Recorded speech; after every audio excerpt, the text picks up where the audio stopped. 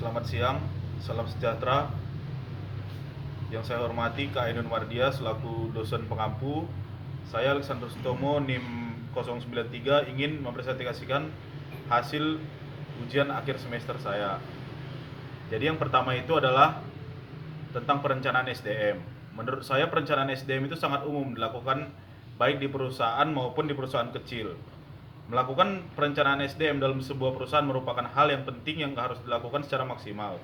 Jika perusahaan tidak melakukan perencanaan dengan benar, maka perusahaan akan sulit untuk berkembang serta bersaing dengan kompetitornya. Maka dari itu, perencanaan SDM menjadi elemen perusahaan yang sangat penting untuk mempertahankan keunggulan kompetitif dan mengurangi pergantian karyawan. Adapun keuntungan perencanaan SDM yaitu yang pertama, dapat menentukan kualitas dan kuantitas dari karyawan yang nantinya akan mengisi semua jabatan dalam internal organisasi. Yang kedua, menjamin ketersediaan karyawan di masa sekarang dan di masa yang akan datang. Yang ketiga, menghindari terjadinya mismanagement dan semakin tumpang tindihnya pelaksanaan tugas. Yang keempat, mempermudah jalur koordinasi, integrasi dan sinkronisasi terhadap pelaksanaan tugas-tugas para karyawan sehingga produktivitas kerja akan semakin meningkat. Selanjutnya sebagai pedoman dalam hal menetapkan program ketenaga kerjaan. Lalu sebagai dasar acuan dalam menilai kinerja karyawan. Di slide berikutnya saya akan menjelaskan tentang hal-hal yang dilakukan dalam penilaian kerja karyawan. Yang pertama itu adalah menetapkan standar kinerja. Proses penilaian kinerja dimulai dari penetapan standar kinerja. Manajer harus menentukan prestasi, keterampilan ataupun output apa yang akan dievaluasi. Standar-standar kinerja ini harus dimasukkan dalam analisis jabatan. Selanjutnya, mengkomunikasikan standar kinerja yang diharapkan ke karyawan. Standar kinerja yang diharapkan perlu dikomunikasikan kepada masing-masing karyawan, sehingga karyawan tersebut mengetahui apa yang perusahaan harapkan dari mereka. Tidak hanya komunikasi akan mempersulit penilaian kinerja. Komunikasi harus bersifat dua arah. Lalu berikutnya adalah mengukur kinerja yang nyata. Tahap penilaian kinerja adalah mengukur kinerja yang nyata atau aktual berdasarkan informasi-informasi yang tersedia dari berbagai sumber seperti pengamatan, pelaporan statistik, laporan lisan maupun laporan tertulis. Perlu diingatkan bahwa pengukuran pada kinerja harus objektif berdasarkan fakta dan temuan, tidak boleh memasukkan perasaan ke dalam pengukuran kinerja ini. Selanjutnya, bandingkan kinerja nyata dengan standar yang ditentukan. Pada tahap ini, kinerja nyata atau kinerja aktual dibandingkan dengan standar yang ditentukan sebelumnya. Perbandingan ini akan mengungkapkan penyimpangan antara kinerja aktual dan standar kinerja. Lalu, diskusikan hasil penilaian dengan karyawan.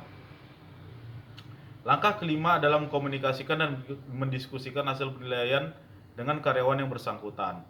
Langkah ini merupakan salah satu tugas yang paling menantang yang harus dihadapi manajer karena harus menyajikan penilaian yang akurat. Yang keenam, mengambil tindakan korektif. Langkah terakhir dalam proses penilaian ini adalah mengambil tindakan korektif. Jika terjadi penyimpangan antara standar kinerja dengan kinerja aktual karyawan yang telah dikomunikasikan dengan baik antara kedua pihak, maka pihak perusahaan maupun karyawan harus mengambil tindakan untuk memperbaiki kinerjanya. Di slide selanjutnya saya akan menjelaskan tentang langkah-langkah pelatihan dan pengembangan karyawan. Jadi yang pertama itu langkah-langkahnya adalah mengidentifikasi kebutuhan pelatihan. Kebutuhan pelatihan dapat muncul karena adanya tuntutan yang akan dihadapi di masa depan atau juga masalah yang muncul saat ini karena ada yang tidak beres. Analisis terlebih dahulu masalah pelatihan kemungkinan kemudian tentukan prioritas apakah masalah tersebut mendesak ataukah penting. Yang kedua itu analisis organisasi, menganalisa tujuan organisasi, sumber daya yang ada, dan lingkungan organisasi yang sesuai dengan kenyataan. Hal ini dapat dilakukan dengan mengadakan survei sikap pegawai terhadap kepuasan kerja, persepsi pegawai, dan sikap pegawai dalam administrasi. Di samping itu, analisis organisasi menggunakan turnover, absensi, kartu pelatihan, daftar kemajuan pegawai, dan data perencanaan pegawai. Selanjutnya, analisis pekerjaan dan tugas. Analisis pekerjaan dan tugas merupakan dasar untuk mengembangkan job training. Sementara program pelatihan analisis job dimaksudkan untuk membantu pegawai meningkatkan pengetahuan, skill dan sikap terhadap suatu pekerjaan. Selanjutnya analisis pegawai. Analisis pegawai difokuskan pada identifikasi khusus kebutuhan pelatihan bagi pegawai yang bekerja pada jobnya.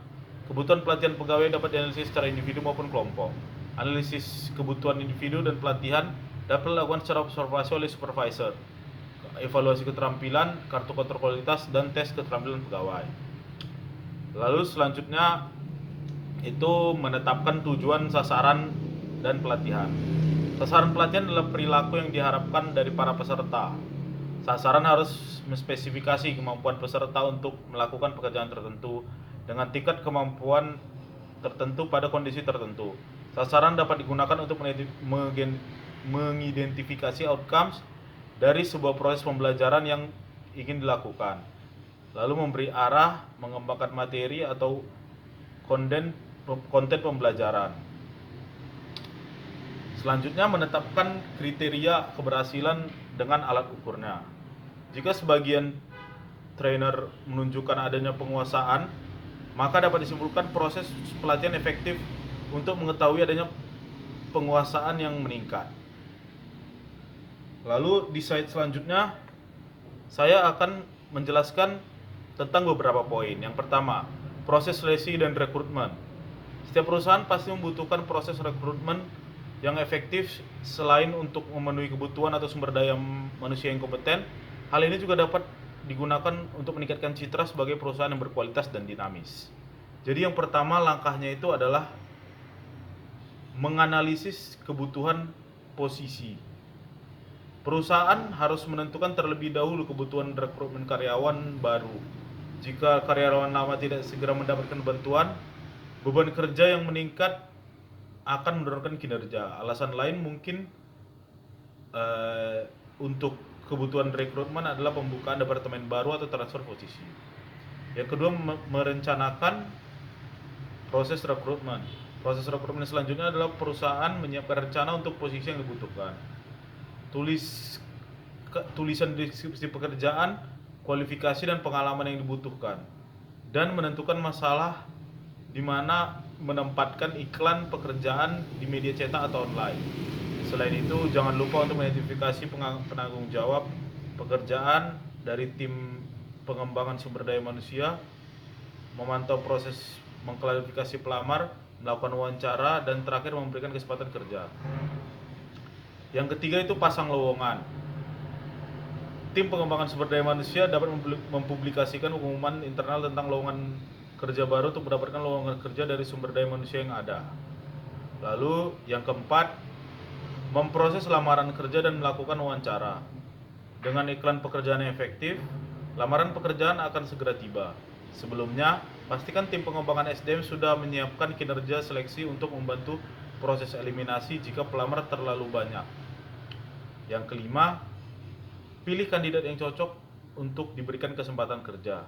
Jika semua langkah sudah selesai, maka itu HRD akan siap untuk menyeleksi kandidat yang sesuai dengan kebutuhan perusahaan. Lalu poin kedua itu tentang langkah dan metode perencanaan karir.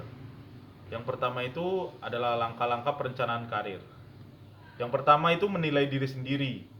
Bertanya atau memahami diri sendiri merupakan hal yang utama dalam perencanaan karir. Yang selanjutnya itu tentang menetapkan tujuan karir. Setelah itu menyiapkan rencana-rencana. Mungkin rencana tersebut dibuat dari berbagai macam desain kegiatan untuk mencapai tujuan karir. Yang berikutnya melaksanakan rencana-rencana. Kebanyakan untuk mengimplementasikan sebuah rencana dibutuhkan iklim organisasi yang mendukung. Perencanaan karir bisa dilakukan melalui 3 cara berikut. Yang pertama, pendidikan karir. Yang kedua, penyediaan informasi. Dan yang ketiga, bimbingan karir. Poin selanjutnya mengenai penilaian prestasi kinerja karyawan. Itu langkah-langkah dan tahapnya adalah yang pertama menetapkan standar, yang kedua mengkomunikasikan standar kinerja kepada karyawan, yang ketiga mengukur kinerja nyata, yang keempat membandingkan kinerja nyata dengan standar yang ditentukan, yang kelima merundingkan hasil penelitian, dan yang keenam mengambil tindakan korektif. Yang terakhir itu mengenai konversasi kerja. Yang pertama, upah atau gaji. Ini sudah sering dipertukarkan untuk menyebut imbalan atas dasar pekerjaan yang dilakukan karyawan. Meski demikian, konsep upah atau gaji tidaklah sama. Upah merupakan imbalan yang diberikan atas satuan waktu hasil pekerjaan, misalnya upah per jam, upah harian. Sedangkan gaji merupakan imbalan atas suatu tanggung jawab pekerjaan. Yang kedua itu kompensasinya adalah tunjangan. Tunjangan dikelompokkan menjadi dua, tetap dan tidak tetap. Tunjangan tetap diberikan secara teratur dengan besaran tetap, seperti tunjangan jabatan, tunjangan kesehatan, dan lain-lain. Sementara tunjangan tidak tetap dipengaruhi oleh faktor lain seperti tunjangan makan, transportasi, dan lain-lain. Lalu insentif. Kompensasi ini merupakan imbalan yang diberikan perusahaan terkait prestasi karyawan. Insentif biasanya berupa bonus sebagai perangsang atau iming-iming agar karyawan meningkatkan kinerjanya. Lalu fasilitas. Kompensasi ini tidak berupa uang, melainkan berwujud kemudahan, kenikmatan, atau natura. Contoh dari kompensasi ini adalah fasilitas mobil perusahaan, parkir khusus, keanggotaan gym, dan lain-lain. Baiklah, sekian mengenai UTS saya. Terima kasih atas kesempatannya dan selamat siang.